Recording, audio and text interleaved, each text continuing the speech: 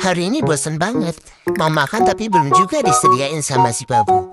Padahal aku sudah bangun tepat waktu, duduk manis di dekat mangkuk, tatap tajam penuh harapan, bahkan yang halus pakai suara paling imut.